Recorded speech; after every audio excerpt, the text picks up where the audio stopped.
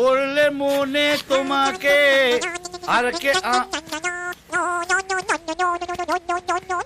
আরে গেরিমারা আবার ফোন করেছে।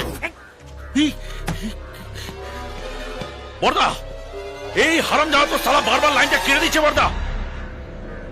ট্রাই করতে থাকো, ওকে আমার চাই।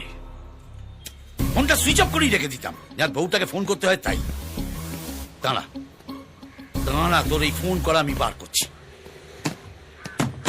বর্দা, খুব বিপদে পড়ে গেছি, একটু হেল্প করে দিন তো। আরে এখন তো তুমি আমাদেরই আপনজন, বলো কি ব্যাপার?